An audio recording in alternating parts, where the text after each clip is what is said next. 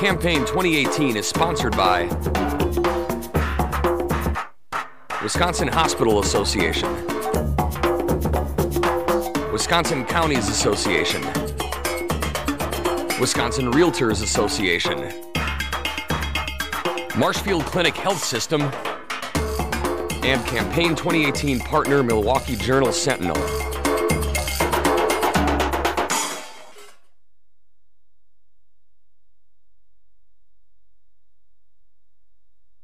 WisconsinEye is at Marshfield Clinic interviewing Mike Tauschek of I-Auburndale.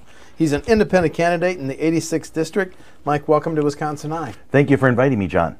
My first question is, why are you an independent and not a D or an R? That's a lot of. I get asked that question a lot of times when I knock on doors.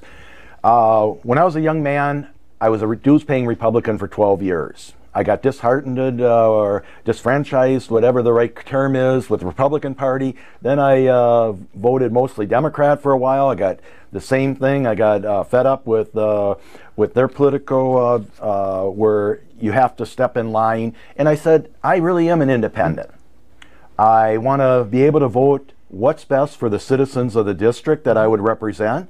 I do not associate myself with either the Democratic Party or the Republican Party. I respect both parties. I understand why we have a political party system, but I'm running as an independent so that I can represent the citizens, not the special interest, but the citizens and the small businesses of the 86th Assembly District.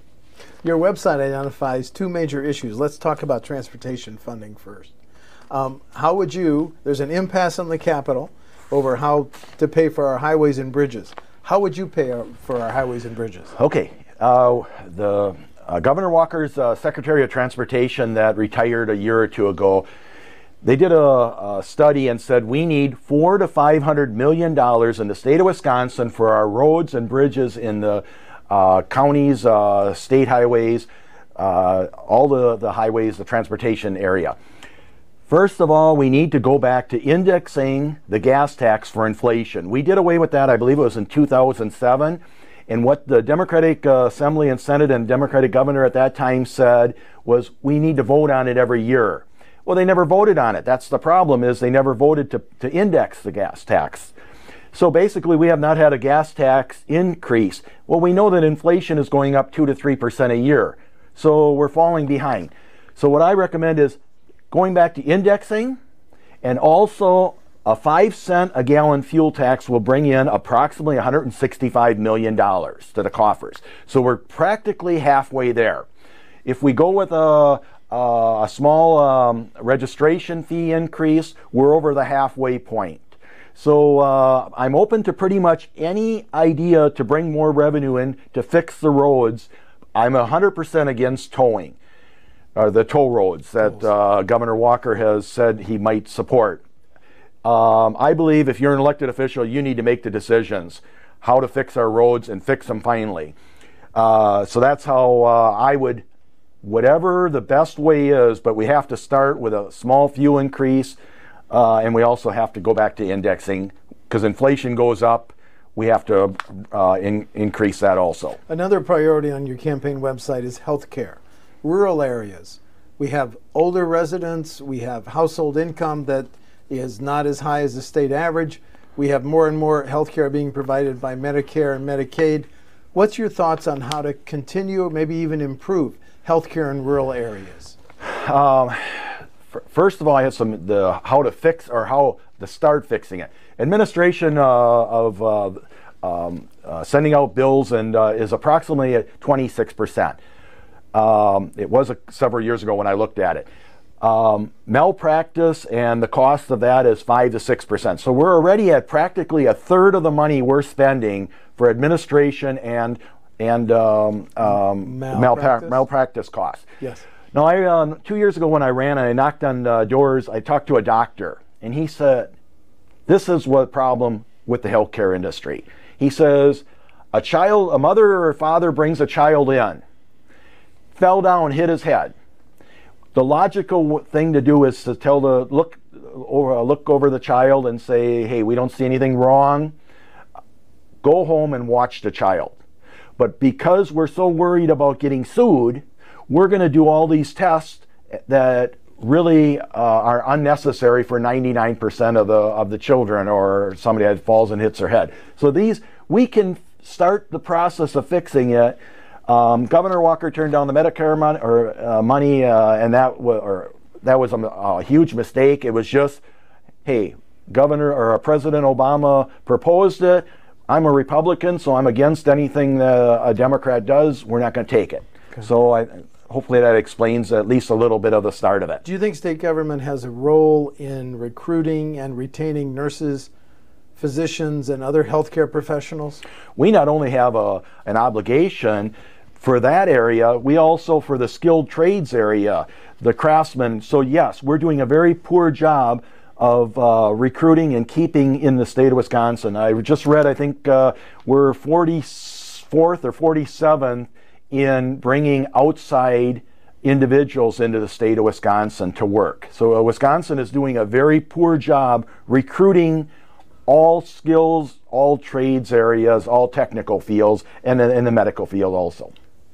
Since 2006, local governments have had to live with levy limits. Local officials say that's hurting their ability to provide local services. Should we keep levy limits, dial them back or loosen them, or get rid of them? My opinion is we need to loosen them. When I ran 2 years ago and I talked with school administrators and township and village people, they said what's hurting us is an increase in medical costs. So if you can relax the medical cost, so if medical costs are going up 5%, but our levies are only going up 1.5%, let us adjust the levies to at least cover that, the increased medical costs above inflation. So yes, I believe in tweaking it and seeing how that works. Do it a small part and then step back and see the end is the result what we want. With the tragedies of school shootings and mass shootings, do we need to change any gun laws?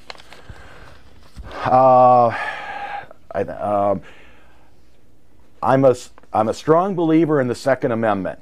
I'm a gun owner for my protection. So no, I do not. The Second Amendment, I do not want to infringe on it. But the Constitution, the founders also said, we have elected officials who time to time can tweak our laws as long as we keep them very close to what the original intent was. So yeah, I believe elected officials should be able to make common sense gun regulations, such as universal background checks. If I want to sell my weapon or weapons down the road, I should want to have that person do a background check, and I should be willing to pay the $5 or $6 I believe it costs, so that I know that gun is not going to be used in a negative way down the road. So yeah, common sense gun laws. I don't know why anybody would be against universal background checks, including myself, when I sell my weapons. The current state budget increased K-12 spending on our public schools. Do you think we need another major increase in the next state budget for our public schools, K-12? Yeah, I believe we need to get back to 20 years ago when Governor Tommy Thompson was governor, and the policy at that time was to pay for 2/3, 66.6% of the school funding. Yep. We're down, I believe it was 62 or something like that percent now. Yes, I want, that's one of my policies or beliefs. Also, the voucher system that we've went to the last... Choice and voucher, yes. Yes. That's been expanded statewide. It's been expanded statewide, and the problem that I see there is we are not making the private schools that are getting taxpayer money accountable. I want to know where every penny, I'm an ultra fiscal conservative or a fiscal conservative, I want to know where every penny of that money is going. It's our tax dollars, and we should know, and the citizens should know, and exactly how much it's going to cost, or how much it's costing, and how much it's taking away exactly from the local public schools. A big debate in the next budget will be over whether we need a new state prison, with the prison in Green Bay and Waupun built in the 1800s, and we're closing the 2 juvenile prisons. Do we need a new state prison? My opinion is we are criminalizing a lot of people that have substance abuse problems. It's not solving anything. We've been doing it for 40 plus years, and we're really not solving it. We're not giving them the help that they need to get away from their substance abuse, whether it be alcohol or drugs or opioids, heroin, whichever drug we're talking about. Before I would vote for a new prison, let's look at, are we really solving the problems by putting nonviolent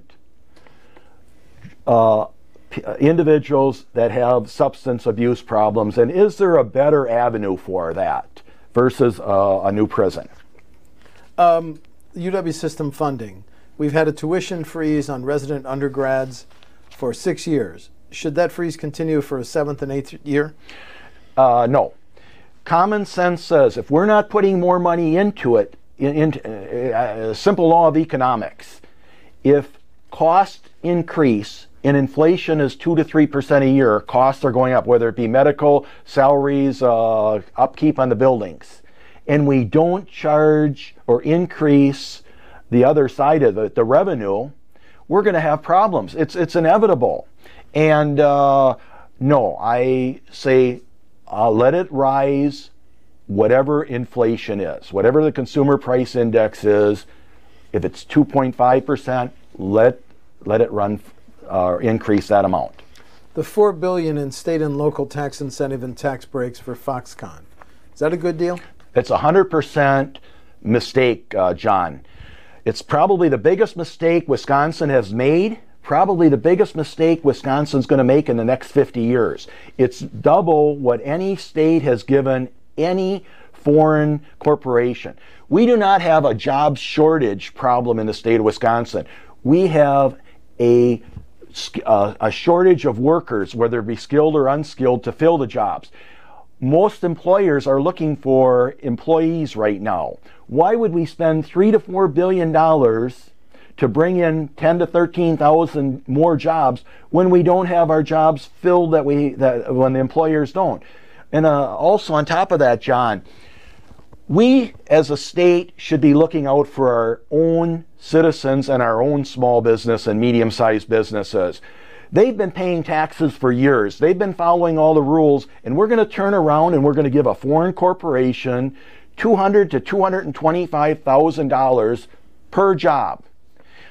If you'd give 1/10 of that to our private businesses, they would be able to raise their wages, and they maybe could fill some of these jobs. So yeah, we need to put our citizens first. Do we need to raise our minimum wage in Wisconsin? Yes, we do, sir. And how high? If you go back 50 years, in 1968, the minimum wage was $1.68, I believe. If you adjust it for inflation, it's 11 something today. My feeling is we need to bring it in dollar increments up to at least $10, and then again adjust it every year for the inflation. So if inflation is 2%, you adjust it 2%, then we don't ever have to touch it again. So that. Yes, we do. You cannot live on $7.25, and I don't know how many jobs are out there, but I do know a couple people that are making $7.25, and they basically have said, if you can bring it up to $10, we can at least survive. Is it time to legalize either medical marijuana or recreational marijuana? That's a touchy issue. Medical marijuana, absolutely. 25 years ago, I talked with a retired person that I worked with, and he was breaking the law at that time. He was smoking marijuana for glaucoma. Followed all the rules, nice guy, but he had some medical issues, and he said it really helped him. Why are we penalizing? Medical marijuana is not going to be anywhere near as bad as the opioid crisis that we have, and that was a legal drug that we ended up bringing into the system, and now it's just went so much further than what it ever started. So yeah, at least the legal marijuana, for medical marijuana. What I would do if I was elected and that question came up, I would get all the evidence, and then I would say, let's let the voters decide, like they did in Colorado, California, Oregon. Present all the facts out, what's best, or the positives and negatives, and let the people decide on a referendum. That'd be down the road several years, naturally. Last question. Do you want to? There's 4 candidates. Yeah, in there will the be district. there will be 3 in November. Do you want to highlight differences between you and them? Absolutely. Why are you more qualified? Why am I more qualified? First of all, I was my union president for 3 years and negotiated 3 contracts. I understood you don't get everything you want. Neither side should ever get anything you want. The same way what we have now is the Republicans are in power, but it was no different back in 07 or 09 or 2010 when the Democrats controlled all 3 houses. Basically, we need to get back to the cooperation part. Get away from the closed caucus system where the majority party goes in their room, closes the door, the media can't get in, the public can't get in, and they find out when they have the votes to bring it before the floor of the Assembly or the Senate and pass it. So where I am, I consider myself a fiscal conservative moderate. Right now on the Democratic side, the Democratic candidate leans to the left, way too far in my opinion for this district. Nothing wrong with that view, but I think it's a little bit too far to the left. On the Republican side, if it's Representative Spiros, he has not, in my opinion, represented the citizens of this district. He's voted Republican or followed the Republican vote on just about every issue.